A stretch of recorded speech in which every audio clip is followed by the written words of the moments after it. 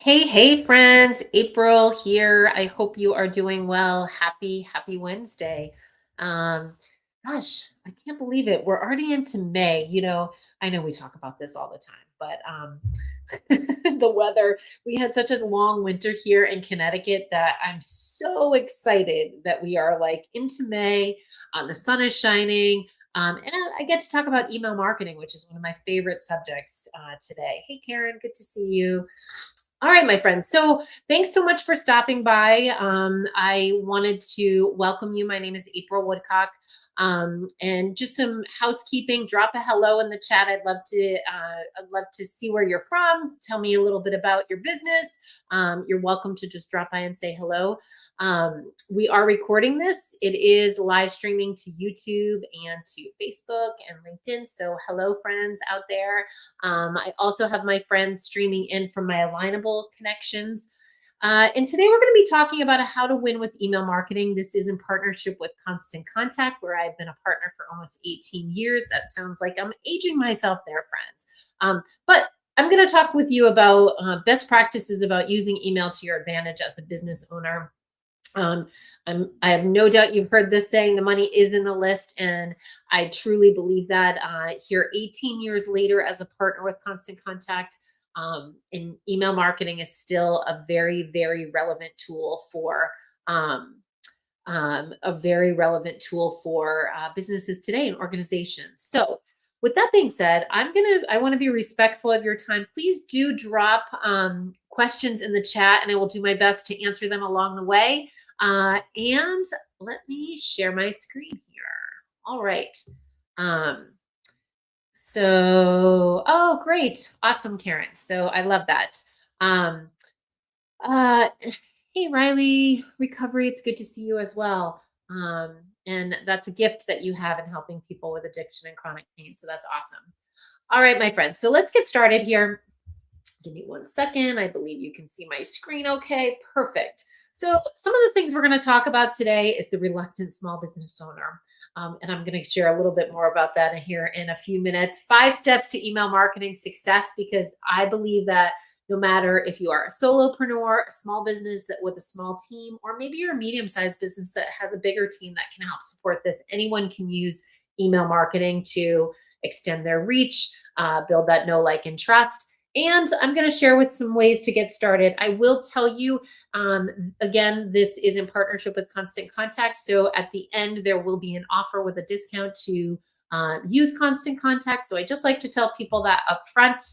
My name is April Woodcock. I own Touching Clients. I am located here in Voluntown, Connecticut. So if you've ever heard of Mystic, I'm pretty close to Mystic. I'm literally on the Rhode Island border. So Touching Clients, we are a digital marketing agency. We've been a business almost 20 years now, servicing small to medium-sized businesses, really kind of with website building, email marketing, and we do a lot of training, one-on-one coaching for businesses to help them build their online business, and nonprofits. We do a lot of work with nonprofits. So again, welcome. And let's talk a little bit about why email. It works, friends. If you think about it, it's one of those things where people give their email before they give their phone number. I know we live in a world of SMS texting, so that's the marketing with text messaging. However, email is still one of the number one preferred choices of communication. 80% of professionals say email marketing drives acquisition and retention. Why? Why does it do that? Well, if you think about it from the perspective of social media, friends, we have all these followers, we're gaining followers, and we're looking to create engagement on social media. And you need social media as a business owner. It helps to amplify your brand. But with email marketing, you have a ticket to their inbox. So they've already raised their hand and said, I'm interested in what you have to offer. So that is a warm lead, which if you stay in touch consistently, email to their inbox, it's going to have them remember you. It's going to learn about more services. It's also going to help retain clients regularly. And kind of on average, it's about $36 on average for return on investment when you start using email marketing. And at the end of the day, I bet you if I asked you this question, Many of you, not everyone, I know we have a work-life balance that we're all trying to conquer, but many of you as small business owners are likely to check their email first. And if you think about it, so I'm a Gen Xer, and I've had an email address, and actually I can speak also to my father. He was an AOL guy. So he still has an email address that I'm not even exaggerating that has AOL.com. Where if I shared that with my children, they might not even know AOL.com. I also have an email address that I've had for a long time. So people check their email daily. It's something that I feel like it's a little inherent, right? That we're trained to check our email or have an email address. And mobile devices account for over 60%. We are a smart society with our smartphones with us at all times. The other day, I left my phone behind and I wasn't feeling so smart, but actually, I did feel a little bit smarter because I wasn't checking my phone as often. But mobile is definitely an important element with email marketing. People they check most likely on their phone. And what's nice about email marketing too, just kind of like your Google Analytics, you can actually see how many of your audience is actually looking at your email on mobile versus desktop. It's definitely reliable. It's something where you can actually see the delivery results to an inbox. So 97%. And this is when I'm talking about email, friends. I just want to make it clear because if you're new to email marketing, this is about using an email marketing service provider. So when you send through Outlook or when you send through Gmail, you can't always tell how many emails get to an inbox. Plus, it also limits you. It limits sizes. You can't graphically do that. And with an email service provider, they have analytics and you can literally see how your email has gotten there, what's been delivered and what's not. And if you think about it, again, going back to kind of that social media, so 97% gets to an inbox. So it's being scanned in an inbox where organic reach on Facebook is maybe 2.2. Let's call it 2%. Let's call it 2% to your fans. And I will say that's a lot of work even to get there. So what can email do for your business? I think it can do a lot in terms of sharing your expertise, sharing all the great things that you do in your business. It also helps deliver traffic back to your website. It's an organic delivery of traffic back to your website. It can help you to do promotions. It can help you do sales. It also is really the other element is just staying in front of your audience that you've collected based on permission-based email marketing. It definitely can help with repeat business. So for example, you could have an upsell to a service, or if you think about it, when somebody comes into your website or finds you, whether it be in search or social media, they might have been attracted, they might have been interested in, maybe it's a blog post about, so maybe you are an interior designer, and it's a blog post about finding the right color of a living room, your living room. So just, we'll say it's color. And I'm sorry, I was talking off the top of my head here, but maybe because they came in that side door, when you start emailing them, maybe they signed up for a color guide. Now you're starting to email them on a regular basis. And now you're sharing services that you offer. Maybe you do a color consultation, but maybe you also can help with people finding the right furniture to furnish that room, window coverings, things like that. So it encourages repeat business, and it encourages people to come back more often for business. So who's ready to harness that inbox? All right, so let's talk about that reluctant small business owner. This is Peter. Peter is, his feeling on email marketing is dismal. He feels like it's spam. He feels like it's, he doesn't want to hear about your business. He is also concerned that if he starts emailing people that he's spamming them and that he's over communicating and that it will do detriment to his brand. But in actuality, that's not necessarily the case, right? So the big thing about email marketing is that, and Peter has a cheese shop. So if you didn't see Peter's picture with the cheese, but he has a cheese shop. So the big thing about email marketing, it's really about having a plan and having an intention. So when you're talking about collecting people's email addresses, it is intentional. It's done with a plan, it's done with a strategy. You are looking to collect permission based emails. So if you maybe have so for Peter here, maybe he has a cheese guide to finding the right goat cheese for your next charcuterie board. That's a pretty good one, actually. And he is having people sign up for this guide. Now, what he has is he has a very segmented audience that are interested in that specific type of cheese, for example. So that being said, he can definitely start targeting that audience about maybe goat cheese recipes, maybe other things, and then slowly introduce other cheese opportunities, cheeses that he offers. But when you're looking at this example of this email too, this is too much, friends. People overthink creating emails. They think that they have to write a book. Email is a delivery tool of information. It is there to help support and guide people back to your website, back to a landing page, so they take action. An email is not all one image. It's not all this text because it's really hard to read. And people are, even if they're not diagnosed as ADD, we live in a very fast-paced society. So people need to, and we need to deliver email marketing campaigns that are very short, specific, and to the point that people can recognize what they need to do or what they're interested in and take action from there.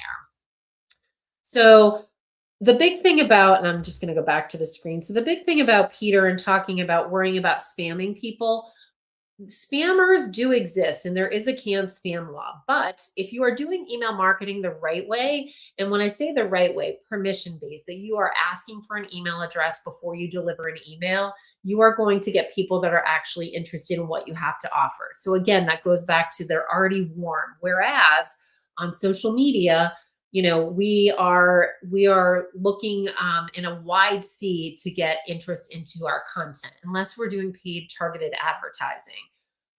So email marketing is not about spam. It's not about buying lists. It's about talking to the right audience that's going to serve your business and really turn that revenue wheel for your business. All right, so let's talk about the 5 steps. I'm actually not going to take a poll today because for some reason, I couldn't get it to work in the interface, but I can ask you this question. So I would love to know how many people are using email marketing. It doesn't have to be constant contact. Just give me a yes or a no. I'd love to see who's using it for their business. And there's no right or wrong answer, but let's drop that in the chat because my poll didn't work and the poll had a bunch of more questions. So awesome, Karen. Great, great. Yay, whiskey and hammock. Love that.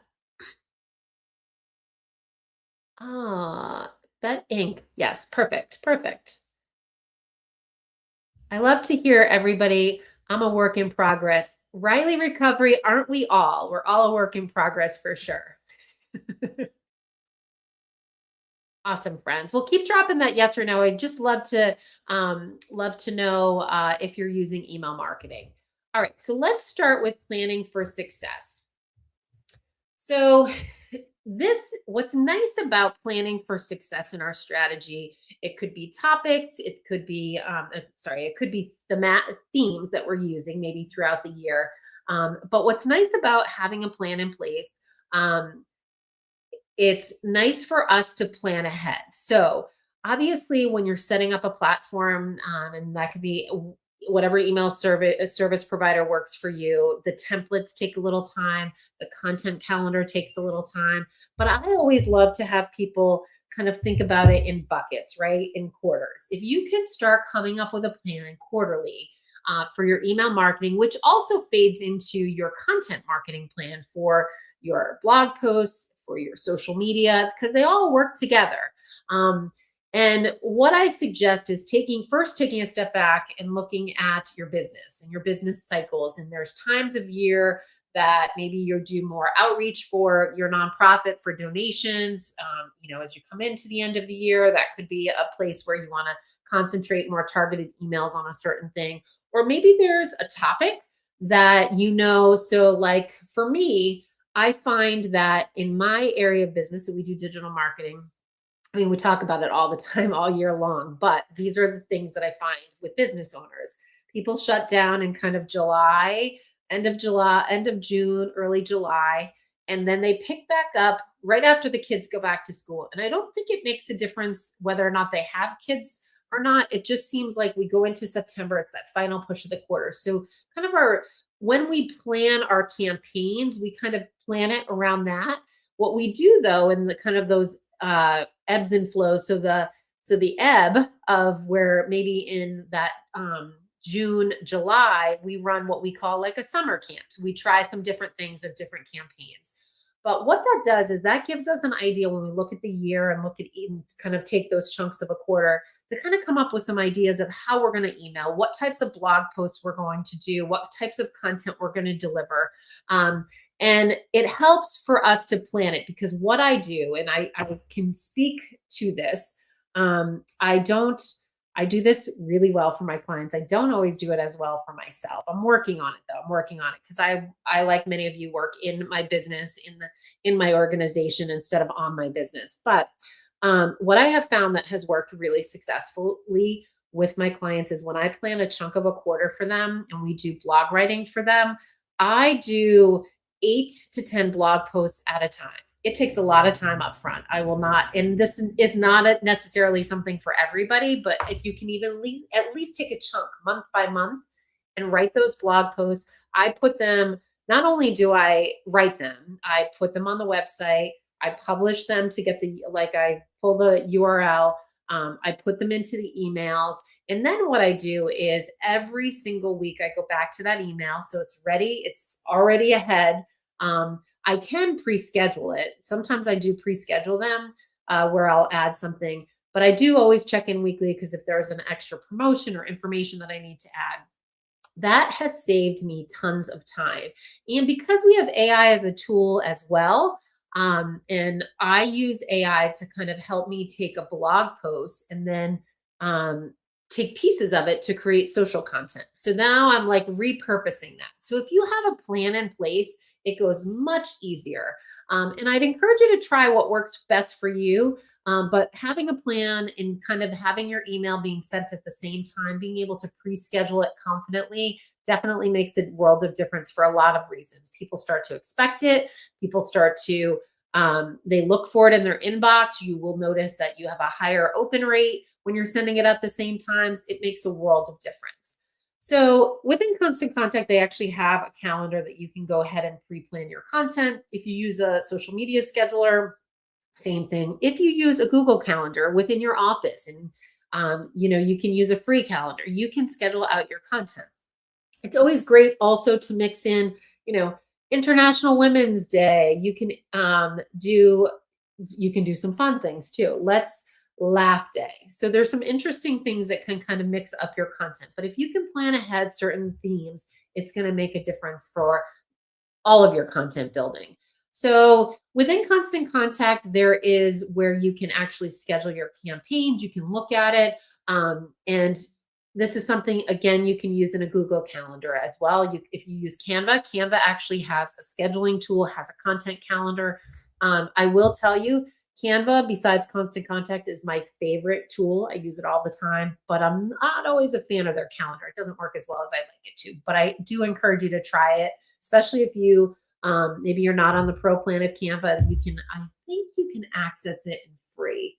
They've changed that, so I'm not sure. If you are using free and you want that answer, definitely let me know, and I promise I will find out that information for you.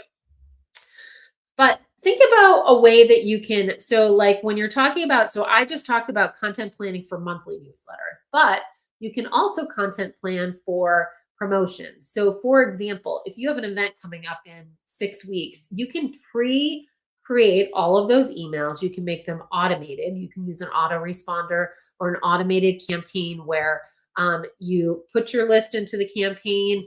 You can set some parameters if they haven't opened it into emails, if they drop out, but you can set it up so you have all these announcements going out. And actually, ironically, I have a client that is having a membership launch. They open it up twice a year.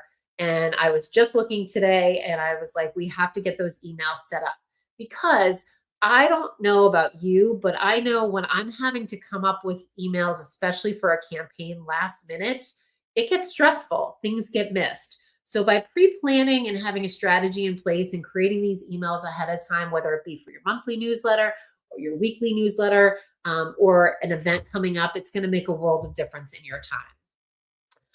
All right, so let's talk about a little bit about design of email templates. So you definitely always want to be considering designing for your audience.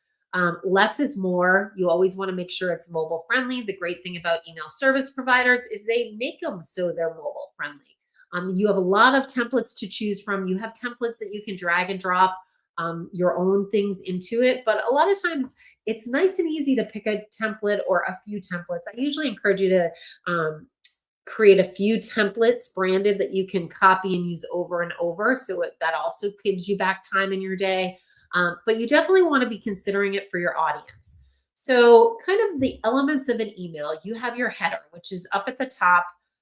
That is going to have who your email is from, which is a very important element of your email. You want to make sure it's recognizable. Is it from your brand name, your company name, or is it from a person, or maybe it's from a person and your company name? Your pre-header text, this is what is seen when it comes in on a mobile phone. This is something that's like, it's a bonus. I like to call it a bonus subject line. You obviously you have your subject line, your logos and colors.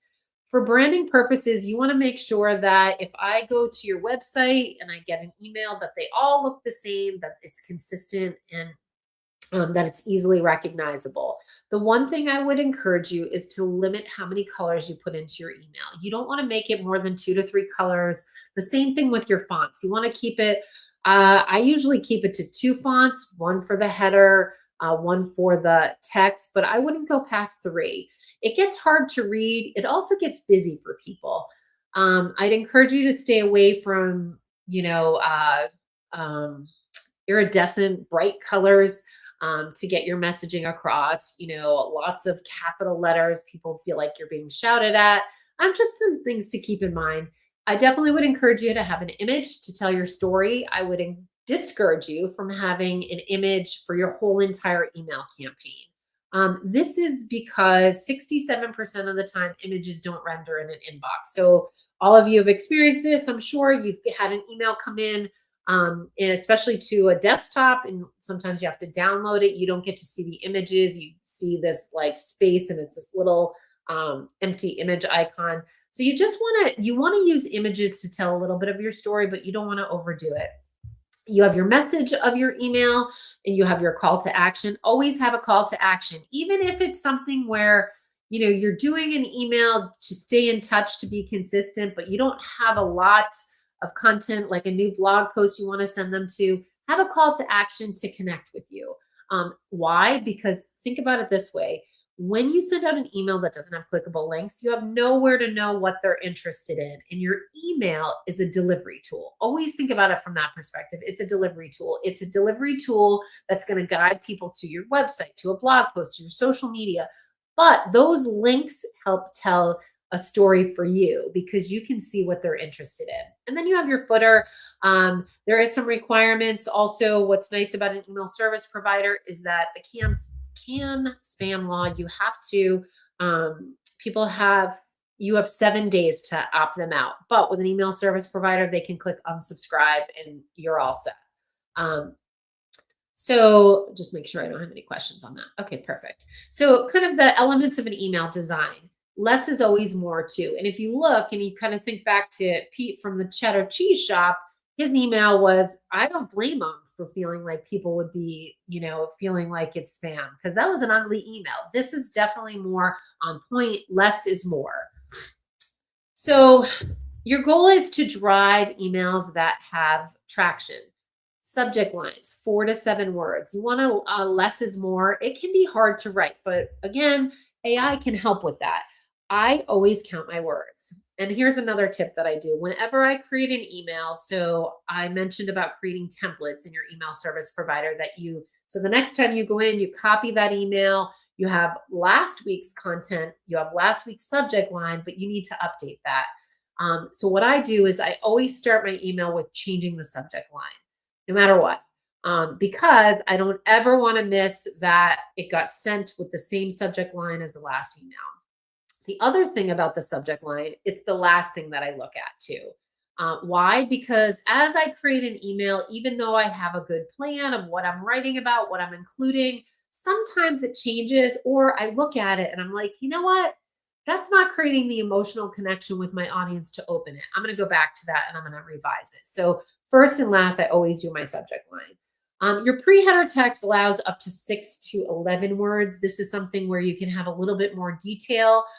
Again, it's not typically seen on desktop, it is seen on mobile. Your image should support whatever your messaging is. And obviously, at the top, we talked about the design, you're going to have your logo. Your text headline, this is something where you're going to have kind of, it's not necessarily the call to action, but it's going to be pretty specific to what's to come next in that paragraph of information. Now, this is something when I send a blog post out to my audience in an email, I have my blog post on my website, but what I do is I take that and I condense it into, I don't copy and paste what's exactly in the blog post to my email. I take it, I rewrite it, I write a description about what they're about to learn about, what I'm sharing about in my blog post with a clickable link. So you definitely want to have your paragraph and then obviously your call to action. I would encourage you to kind of change it up a little bit, friends. So click here is great, but like click for 5 great tips on email subject lines. Play around with it. You want to make sure that you're also, you don't want to be boring, right? But you also want people to understand that it's a clickable link. I mean, obviously, I feel like we live in a society that if they see a box, they know it's clickable. But I would encourage I would encourage you to change your call to action on different emails. Don't have the same one every email that you send. So here are some ideas kind of when you are creating your email. So a for-profit, what are you offering in your headline? So you want to make sure when you open your email that people immediately know what you're offering. Think about how it's going to help the reader. And I say how it's going to help the reader because a lot of times, and I recently had this conversation with a group. They were talking about, actually, we were doing website content. And in their mind, when they look at their website, it tells the story of what they do. But when we sat down and we started having this conversation, and I said, well, what would somebody search for? They're not going to search for this big, so what was the word? The programming word had resiliency in it. Now, you may know the definition of resiliency. However, at the end of the day, is the end user going to search for that? And I know that an email is not necessarily SEO optimized, but you want to always consider, and I'm using this as the example, you want to consider what people would recognize and how that would feed into, are you solving their problem? So think about your message, your headline, what you're offering, who you're helping, and how is that benefiting the person that's opening the email? And then also you really want to be specific about what the call to action is to do next, because believe it or not, friends don't always know that. So for a nonprofit, the goal of your headline is, what are you trying to accomplish? So is it attendees? Is it volunteers? And why should the reader care? This is where you want to create that emotional connection of what services you offer, how their help is going to make an impact in your nonprofit, and also how the reader can get involved in that. All right, analytics. This is a place that's oftentimes missed. I think that people kind of pass it over and they'll look at it briefly. You want to know your analytics. Open rates are great. 18 to 25% is an industry average. If you're at 54%, you are doing a great job of talking to your audience and with the information that they signed up for. So you definitely want to make sure. I know this is 32%, but it's really like 25%. 32% is probably on the high side of common. You definitely want to look at the interest of people. You want to know the best time of day. Open rates may not be accurate. That's in part because we have desktop, we have mobile, we have tablets, we have all these different devices, you even have watches. And that affects how the open rates go. So they can skew one way or the other, not like by 10%, but it definitely can skew. And that really shouldn't be your most important rate anyway. It should be your clicks.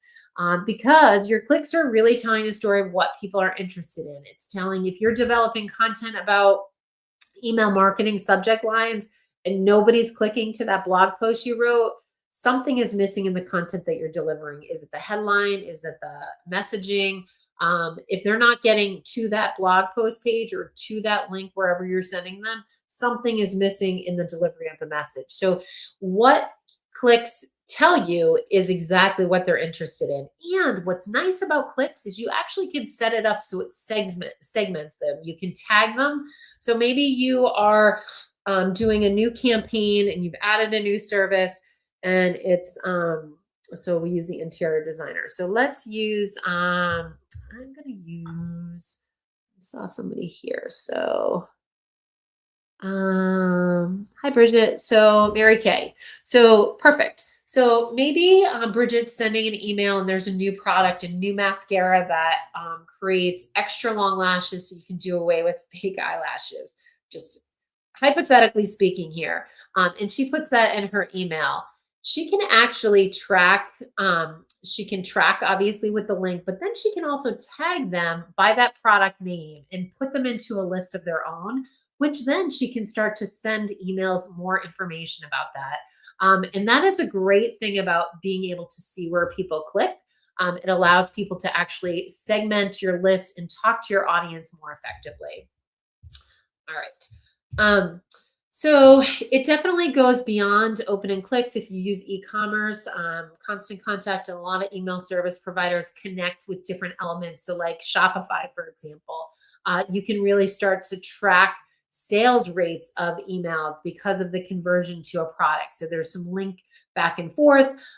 You also, what's nice about reporting is you can see how many people are actually joining your list. So it's going to give you an update of this many people. New contacts came into the list, this many contacts got updated. So you can actually track your list growth. And that's an important thing because if you're putting out to the universe all these guides and all this information and having people and having an email sign up on your website and you're not getting any growth, it tells you where you need to start looking for your messaging to get people into your list organically. All right, so let's talk a little bit about growing your email list. So you can do this in person. So if you are a local business, you definitely can be collecting them in person. On prints, if you use flyers, business cards to network, I'd encourage you to use a QR code. The days of QR codes are definitely back since COVID, but it's a great way for people to join your email list. Everywhere you touch your audience, so I would encourage you to go back to all your social profiles, your website, have an email sign up there. That is a great way to just organically get people. You're in front of them on LinkedIn. You're in front of them on Alignable. You're in front of them on YouTube. Ask for people to sign up for your email list. Now, you might have to have a webhook where you're offering a guide or a checklist. I never encourage people to give away free services. You might want to do a consultation if that works for you. If you're just getting started, webinars are a great way to build your email list. So look at ways that you can do that online, but everywhere you touch your audience, you should be looking for that email address. And don't ever buy an email list. Don't be the scraper on LinkedIn. Don't be the scraper on Alignable, and don't buy the email list.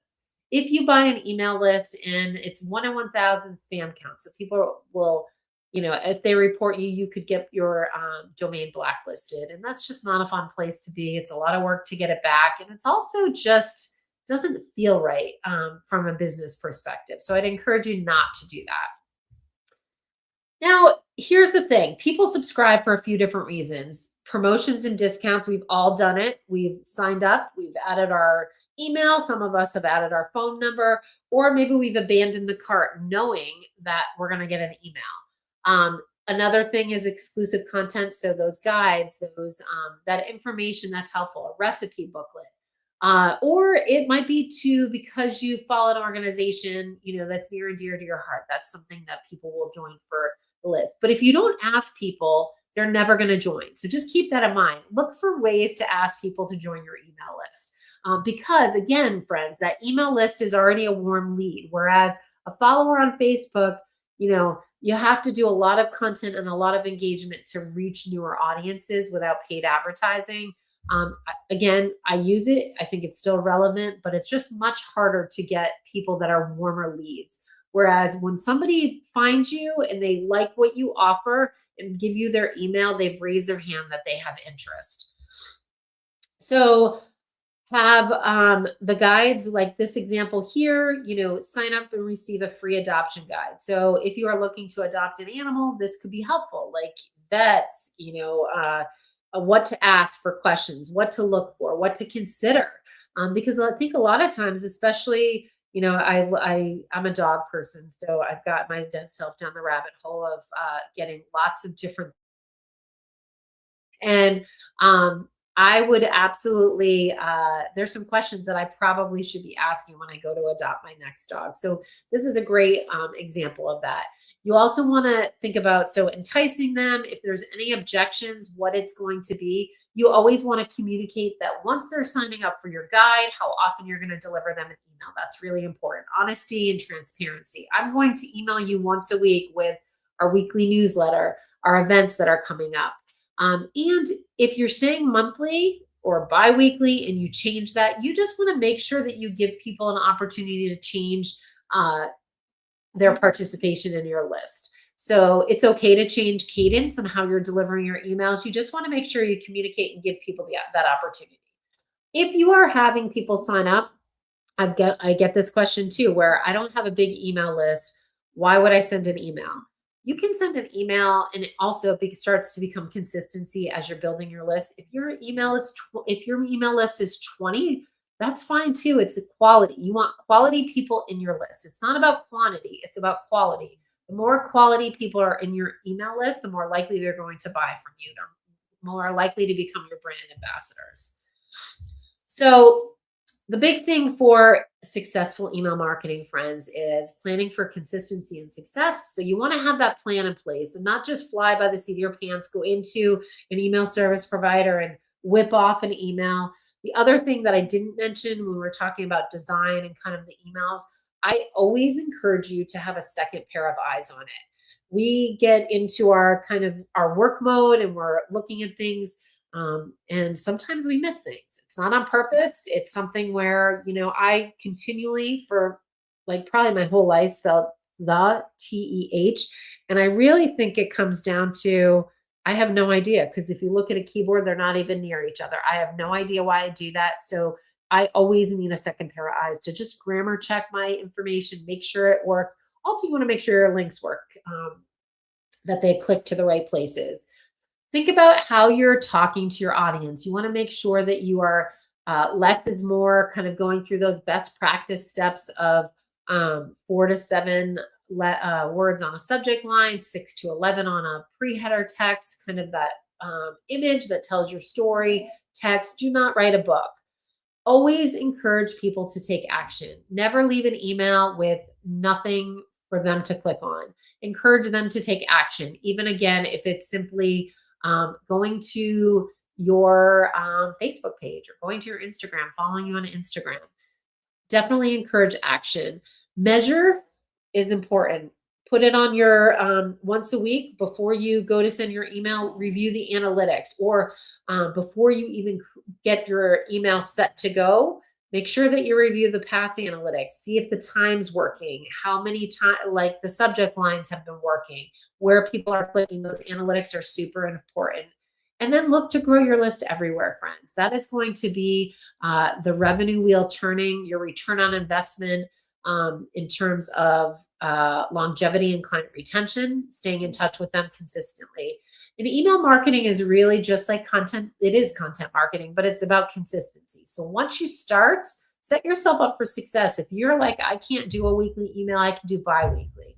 Heck, start with monthly if that's what works for you. But the big thing is you want to make sure that you're continuing to do that, and that that you're reaching out to your audience on a regular basis. Do not let your list go sour, because people will forget you. They will have their taste change. They went a different direction. And that's really the worst thing you can do. If you start collecting email addresses, follow through with what you're doing. All right. So Peter is before email. after we've kind of went through the success plan of email marketing, he has changed his cheese letter to using the best practices of email marketing. So he went from the before of lots and lots of information to he has his image of cheese. He has his new cheese lovers club as his headline, and he's encouraging people to join the list. So very simple action branded template. Um,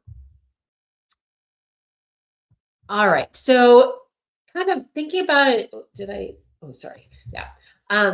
So kind of the three stages, you want to know where to start. So learn what works with the basics, take the next step, send more relevant information. So, and then optimize your email to get with that data that you receive. That's going to help you to better segment your lists. It's definitely going to be able to talk to your audience a little bit more effectively, create autoresponders, so automated campaigns that are going to help you to speak to your audience a little bit more effectively as well. So we are at the end. If you have questions, please feel free to drop in the chat.